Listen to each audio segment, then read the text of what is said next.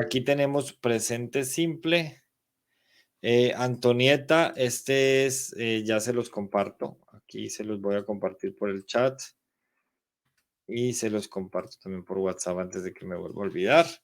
Ya está en WhatsApp el enlace que estamos viendo en pantalla.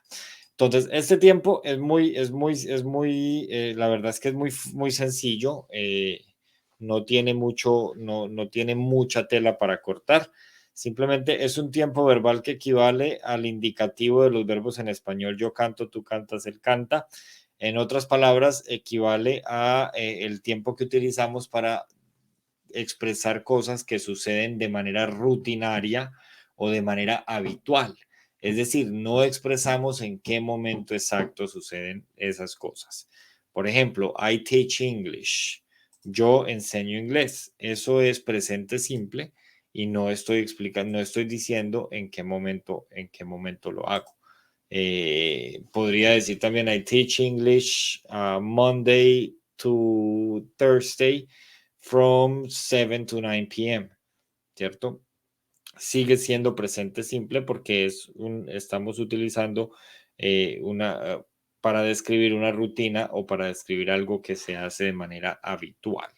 Aquí lo más importante, digamos que el takeaway de hoy de esta parte gramatical es que vamos a revisar cuándo se utiliza el presente simple más que mirar las estructuras que yo creo que ya muchos las conocemos.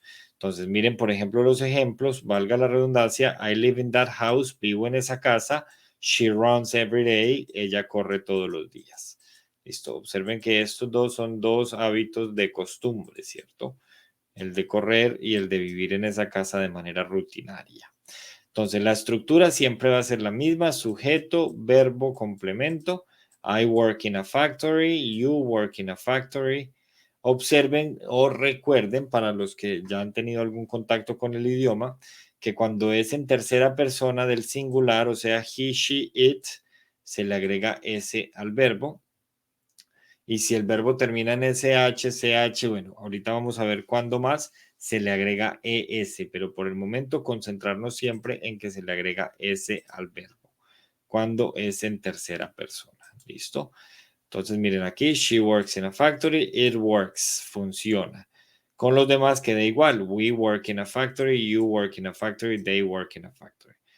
Observen entonces aquí lo que les estaba diciendo. Si terminan SS, SH, CH o X, vamos a agregar ES. Kiss, kisses. Fish, fishes. Watch, watches. Go, goes. Fix, fixes. ¿Listo? Y si el verbo acaba en Y y antes de la Y tenemos una consonante, quitamos la Y y agregamos IES. Observen. Study, studies. Fly, flies. Observen que si el verbo acaba en Y y antes de la Y tiene una vocal, solamente vamos a agregar S. Play, plays. Stay, stays. La forma negativa es exactamente igual a la primera. Lo único es que entre el sujeto y el verbo vamos a poner el don't. Y el verbo siempre va a ir normal. ¿Por qué? Porque el auxiliar sería don't para primera y segunda persona y doesn't para el tercera persona, que sería he, she, it. Entonces, el hecho de que aquí tengamos does y que ya tengamos la S, automáticamente me convierte el verbo principal en un verbo normal. Entonces, miremos, I don't work in a factory, you don't work in a factory, he doesn't work in a factory. Miren que, como les digo, work no lleva S. She doesn't work in a factory, it doesn't work. We don't work in a factory, you don't work in a factory, they don't work in a factory. ¿Listo? Voy muy rápido, preguntas hasta aquí. No, profe. No, teacher. Muy bien, very good. Y la interrogativa simplemente vamos a poner el auxiliar al principio y el resto queda igual. Sujeto, verbo, complemento, pero recuerden que se pone el auxiliar al principio. Do I work in a factory? Entonces recuerden que la afirmativa decía I work in a factory, ¿cierto? Para la interrogativa, lo único que estamos haciendo es que estamos poniendo el auxiliar antes de la oración. Do I work in a factory? Do you work in a factory? Does he work in a factory? Does she work in a factory? Etcétera. ¿Listo? Muy bien. Entonces, ¿cómo se utiliza el presente simple? Esta es la parte más importante. Lo que ya les había dicho, acciones habituales o cotidianas que suceden con periodicidad. En este caso se utiliza muy común con los adverbios de frecuencia, perdón, como always, usually, sometimes y never. Pero esto no quiere decir que siempre se utilice con ellos, no. De manera común, pues sí, yo puedo decir, I always teach English from Monday to Thursday. Siempre enseño inglés de lunes a jueves, ¿cierto? Entonces, bueno, muy bien. Y aquí tenemos, I have breakfast every day, she plays tennis on Saturdays. Para afirmaciones o hechos universales, aquí es donde empieza a cambiar un poquito la cosa porque vamos a ver que el presente simple no solamente se utiliza en hábitos y rutinas, también se utilizan afirmaciones o hechos universales.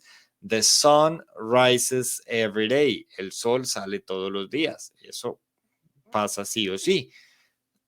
Es un hecho universal. Lions live in Africa. Los leones viven en África. Para situaciones de larga duración que se mantienen en el presente y continúan en el futuro. I live in Venice. They love opera. Listo. La situación de vivir en Venice se mantiene en el presente y continúa por un periodo en el futuro. Acciones que ocurren en el futuro o en un horario conocido o preestablecido. ¿Cierto? Observen que se está hablando, perdón, en futuro y se está utilizando el presente simple. Pero pasa exactamente igual en español y a mí siempre me gusta relacionarlo con español porque el español lo sabemos todos y a partir de ahí pues se va a facilitar el inglés. Yo, por ejemplo, tengo un vuelo programado para septiembre, entonces voy para España. Yo puedo decir, mi vuelo sale a las 10 de la noche.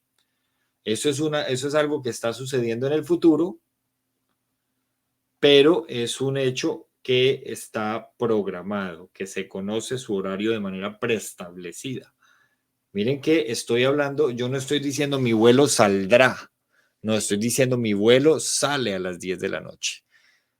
Eso quiere decir que estoy utilizando el presente simple en español. Pues en inglés hace lo mismo. My plane o my flight leaves at 10 p.m., que es muy parecido al ejemplo de acá, pero aquí lo tenemos con el AVE, que es como una especie de tren. Our AVE leaves at 10 o'clock, ¿cierto? The piano lessons start on Monday. Las lecciones de piano inician el lunes. El lunes no ha llegado, pero ya sabemos que inician las lecciones. Entonces ahí utilizamos presente simple. Para instrucciones de cómo usar o llevar a cabo una cosa. First you fold the paper in half, you take your cash and then the credit card. Si estoy dando instrucciones, se utiliza el presente simple. Perdón. Acciones que ocurren mientras se está hablando. En estos casos se puede utilizar con presente continuo, pero cuando es con un stative verb, que es un verbo estativo, no acepta el presente continuo, entonces se pasa a presente simple. Por ejemplo, I don't understand what you're saying. No entiendo lo que estás diciendo. Yo no digo I am not understanding. No estoy entendiendo. Eso en español funciona, ¿cierto? En español está bien, pero en inglés no se acepta. No se dice I am not understanding, se dice I don't understand. She has a new motorbike. No, she is having. No, she has. ¿Listo? ¿Qué son verbos estativos? Son verbos que no expresan movimiento, son verbos que están estáticos, como por ejemplo el verbo amar, ¿cierto? Si yo le digo a mi esposa o a mis hijos que los amo, yo no estoy expresando movimiento alguno en esa oración. Por eso se considera un verbo estativo. ¿Listo? Aquí nos dicen, miren, los verbos estativos son los que no representan acciones dinámicas, es decir, verbos que no indican una acción o actividad. Y aquí tenemos algunos ejemplos de verbos estativos. Los gustos, preferencias y emociones, like, dislike, prefer, love and hate. They like going on holidays at Christmas. Les gusta ir de vacaciones en Navidad. Recuerden que para decir vacaciones, por lo menos aquí no se utiliza vacations, se utiliza holidays, ¿cierto? Holiday, que también es día festivo. Listo, para los verbos que expresan posesión y pertenencia, los verbos que expresan peso, medida o características de algo, como weigh, measure, contain. Los verbos que expresan deseo o necesidad, want, wish, need, love, etc. Los que expresan sentidos o percepción de algo, sound, hear, taste, see, imagine. Y los que expresan opinión, duda, acuerdo o desacuerdo, understand, think and look. Estos verbos que están aquí, que los pueden ver cuando visiten el enlace, no aceptan su versión en ing, es decir, no aceptan su forma en presente continuo. Hay personas que me van a decir, pero es que yo he escuchado que hay gente que dice, I'm loving this. Y cuando yo digo, I'm loving this, en ese caso hay una excepción y sí se acepta, pero es porque está pasando en este momento. Yo, por ejemplo, puedo estar comiendo con un grupo de amigos y si la comida me gusta mucho, digo, oh my God, I'm loving this pizza. Esta pizza me encanta, I'm loving it, ¿cierto? Diferente a decir, I am loving you. Eso sí, no sé, no, digamos que hay personas que lo usan, pero desde la gramática de la lengua no está aceptado. Listo, eso es una imprecisión. Sin embargo, pues ya sabemos que hay personas que se pasan la gramática por la galleta, como decimos en Colombia.